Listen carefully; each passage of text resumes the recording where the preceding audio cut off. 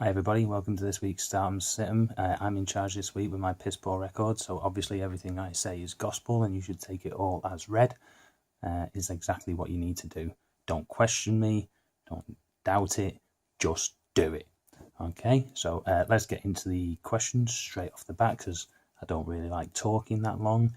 And obviously this, true to form, this video is late like myself, so we'll just get right into it. Every now and then you may hear my good friend Samuel L. Jackson, who's here with me at the moment, just staying over for the weekend, wants to watch some football, but he thought he'd sort of chip in. Unfortunately, the room's a bit small, so I can't get him on camera. It's sort of just one of those things, but Samuel, how do you think you're qualified for fantasy football predictions?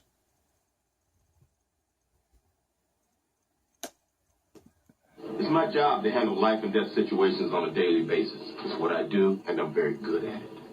Yeah, but how does that qualify you for fantasy? You name it, I've done it.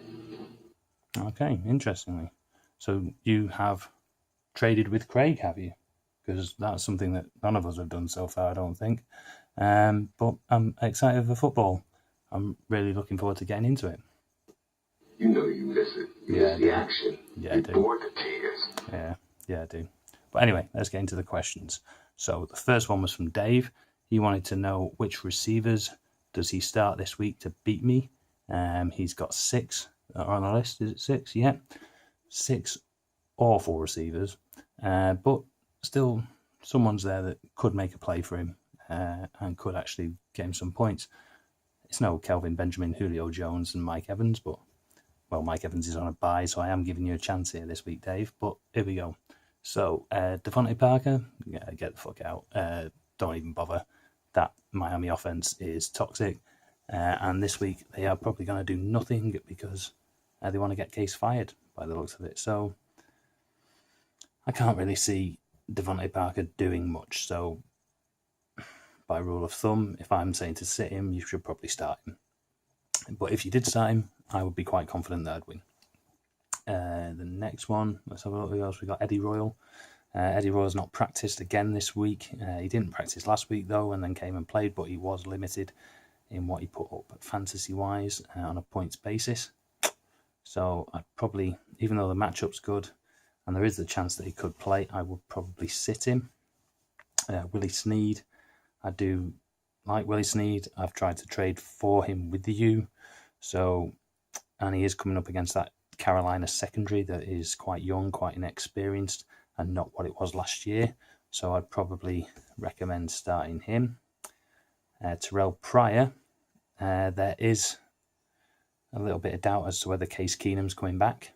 And if Case Keenum doesn't come back, then you're basically playing a 2-quarterback flex, which is interesting and does scare me a bit. And just for the risk of it, I would start Terrell Pryor, because even if Case Keenum does come back, he has been proven to be one of Keenum's favourite targets, so he's probably going to get a lot of looks. So what we've got, Pryor and Snead, we're sitting Parker and Royal, and that leaves us with Beasley and Cobb, who come up against each other. Now I love Randall Cobb. I'm not making any bones about that. So there is a bit of bias in me. But looking at it from an objective point of view, Cobb only really had one good game this year, which was the last game. And again, he's back on the injury report with a neck injury. He could do something against Dallas. But I think Rodgers is probably going to go for more of his targets, his Nelsons, and maybe Adams to sneak it. So it's a tight one between Beasley and Cobb, and it's going to depend on how the game goes. I fancy our big wide receivers to get out, beat those corners, and let Rodgers put it up for them to go get it. I think we're going to try and stretch the field that way, particularly as we're struggling with running backs this week, with Lacey being injured and Starks being injured. So while Cobb is likely to be slightly more involved. With regards to Beasley, I'm really worried about Beasley from a Packers point of view, because Prescott's there. He's not pulled up many trees, but he's been consistent. He's been calm. He's been cool. But he's coming up against our pass rush. Clay Matthews, Julius Peppers, which he probably hasn't faced anything like that yet. Our run defense is great, so we're probably going to stifle a run. And he's not got a Dez to throw to. So I can't see him going deep. What I can see the game plan being is short underneath throws and then trying to hit the gap between our linebackers and our secondary, which is exactly where Cole Beasley makes his money. So I can see Beasley having a good game based on the matchup. So I'd probably go with Beasley, which hurts me to say that, and I hope I'm wrong. So start Randall Cobb, and because I've said to sit him, and he'll probably have a great game, and then I'll be happy as well, and we'll both be happy. Well, we won't, because you're against me this week. Yeah, I'll have to think about that again, because that makes no sense. But I will be out. Look, just go with Beasley, Pryor, and Snead, and I think you'll be all right. The next question is from Phil. Phil has asked, do I start Eifert or Fleener at tie end? Looks like Eifert won't play, so you're stuck with Fleener. Basically, pretty easy. But if he does play, I'd rather take Eifert, because I think there's more of a more consistent upswing, because Dalton likes him. He knows the playbook. He knows the routes. He's not Fleener. And you'll probably get 3 to 8 points from Fleener this week. And I think you'd probably get that from Eifert, even if he's half fit. So if Eifert's fit, play him. If he's not, you're stuck with Fleener, unless you can work something out. The second question that Phil asked was Crabtree or Marshall. Now, this one is quite tough, because Crabtree is a red zone threat. He's outscoring and being out-targeted over Amari Cooper, which is a surprise to me, because I love Amari Cooper. I wanted to draft him this year, but he's not really done it. So I like Crabtree in this matchup. Marshall, though, the Arizona D that he's up against isn't great. I don't know if the Honey Badger is going to be playing safety again like he has been the last couple of weeks, or if they're going to move him to corner, or if they're specifically going to put him on Marshall to try and limit it. But the fact that Decker's not going to be there, you've got the likes of just Anua. I can see Marshall stepping up. It's what he does. I remember when Chicago played Green Bay, what was it, last year or the year before, at Green Bay, and Cutler was rubbish. They were all banged up, and Marshall just ran the show. He ran all over us, even though we knew all they were going to do was throw to Marshall. He stepped up that time, and I can see him doing the same again. So I would probably go with Marshall, although either one is a good play. And the other option is, if TY doesn't make it because he's not practicing again, then play both and just drop TY. Makes sense, doesn't it? Next one was from Matty, who asked the very deep and thought-provoking question of tits or ass. And I don't know. Let's think. That's a very tough question, Matty, and one that needs a bit of consideration. What do you think about it, Samuel? What was the first thing I said to you? Oh, yeah, I remember that now. It was, we were shopping in Tesco, and I said to Samuel, do you want Coke or Pepsi? And he said, that's kind of like the question, tits or ass. I went, in what way? And he said, just take whatever's on offer.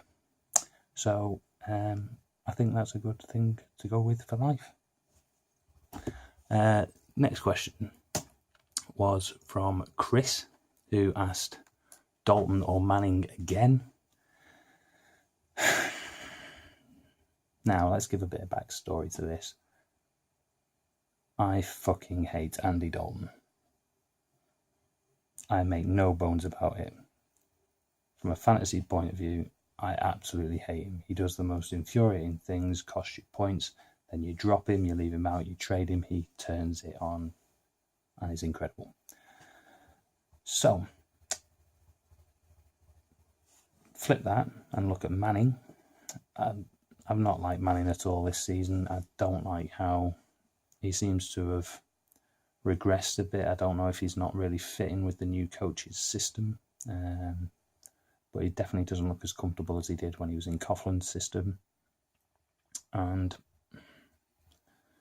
if I were you, I would just get the hell out of that massive shit show for the quarterback that you've got, and I'd go out and I'd pick up either Mariota, who's still there, sat there, and has a great matchup this week, and was the top-rated quarterback, or top-rated player in fantasy last week.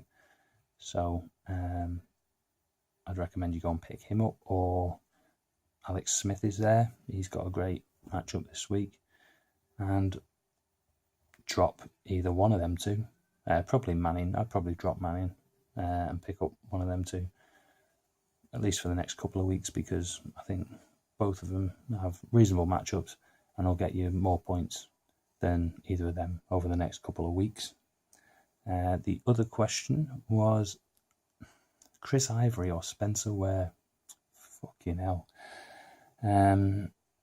Ivory, I think, might get more goal line situations than TJ Yeldon.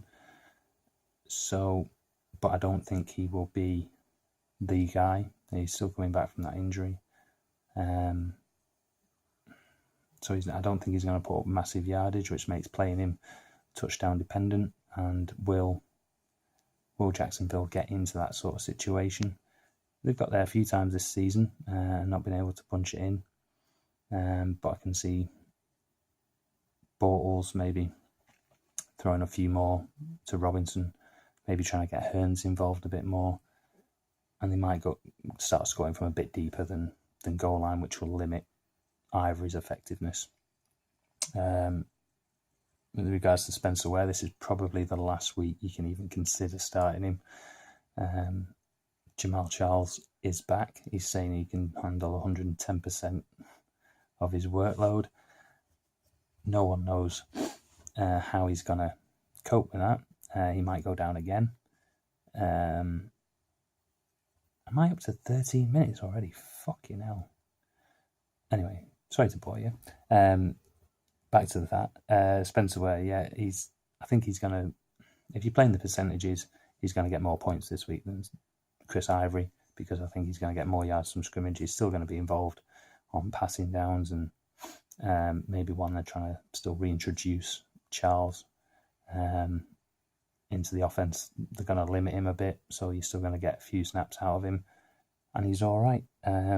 Whereas Ivory, I think he might get a touchdown. He might get two if they get a couple of goal line plays, and he'll do all right for you. But percentage-wise, I think you're better going with Ware, especially against Oakland, who don't have a great D, and it might become a bit of a shootout. So, next question was Bernard or Sproles, and that was from Craig. Now, I like Gio. I think Gio will have an all right week this week, particularly because Hill's out, so he's not going to be splitting reps. But Sproles is against Washington, who have an absolutely awful run defense, and I can see Sproles having a good day, particularly on passing downs. I think, yeah, I'd I'd probably go with Sproles, although he might be limited a bit in his reps because they might have him on special teams a bit more. So you could try that. But I'd go Sproles. And then Seahawks or Bills was your other question.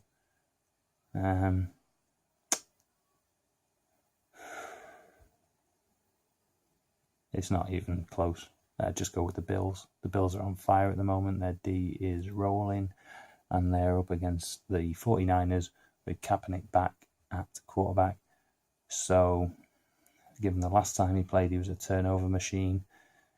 He has very limited reps with the first team. They've decided to switch it up, but there's rumours that they didn't even want Kaepernick to come back. They wanted Christian Ponder. Now, that's the players, that is. I think the Bills D will go to town, and I'm a bit gutted that you've got them because I would like them. And if you want to get rid of them, I will take them. Seahawks, I mean, they're against Atlanta, against the league MVP in Matty Ryan. Julio Jones is going to run all over him this week. It's just going to be a bloodbath. Tevin Coleman's going to just slice through. Yeah, I'd probably drop the Seahawks D off a cliff. Next question. There's only 2 questions though, Craig, so I've taken your first 2. Also, because this video is now 16 minutes long, I can't go into another 2 questions off you, I'm afraid. So I took your first 2. James has asked Kirk or Wentz in the Wentz versus Kirk Bowl. Let's just be quick about this. If Jordan Reed doesn't play, which it looks like he's not because he's signed off with concussion again, it's Wentz all the way because Kirk can't throw to anyone else consistently. He'd probably try and force it to D-Jax deep. I like the Eagles D. I think they will be able to cover that. So I think they're going to limit him. And I think Kirk is probably going to have a bad day. Wentz isn't going to get much pressure off that Redskins D. I can't really see it happening. So I would say Wentz. And the next one from Nige is Ebron or Ertz. Ebron's not practiced again. This is the thing with Ebron. I drafted him last year was it? Or 2 years ago? I think I've drafted him, can't remember, but he's just a perennial disappointment. I don't know when he's going to come round and be the big dominant titan that everyone predicted him to be. I wanted the Packers to pick him up when he was in the draft. I was a bit gutted when they didn't. Now I'm not too concerned. Going back to my previous question about Wentz, I'd probably pick up Ertz because I think he's going to do all right. He's not going to have a massive day because he's been out injured, but his targets should go up, his catches should go up. So I think you're going to get a reasonable amount of points, probably about 10 points from Ertz on that one. He might get a touchdown. Or your other option, Nige, because I've started to go into a bit of a waiver wire thing because Dave didn't do one either, is I would pick up either Dennis Big Hitter Pitter, who I dropped this week because I'm playing Kelsey. I'd go and pick him up, or Charles Clay off the waivers and play them because I think both of those will do all right this week. You also asked whether I prefer Stallone or Schwarzenegger. Now, Stallone is the thinking man, Schwarzenegger. So it just depends whether I want to engage my brain a little. But I've never seen a Rocky film apart from Creed. So I have seen Junior. I'll probably go with Schwarzenegger. And lastly, that's it. That was the last question because the only other one was from Craig about whether I preferred Phil or Jake. And we all know the answer to that one. So let's not go into it. So yeah, that's it. I hope you enjoyed it. I know I didn't. So, you know, maybe you got some good advice out of me. Maybe you just think this guy doesn't know what he's talking about. I fancy my chances for the rest of the season. Well, let me tell you, I'm coming for that championship and I'm going to win it. So, yeah, let's call it a day there. All right? Peace out. A-Town down, motherfuckers.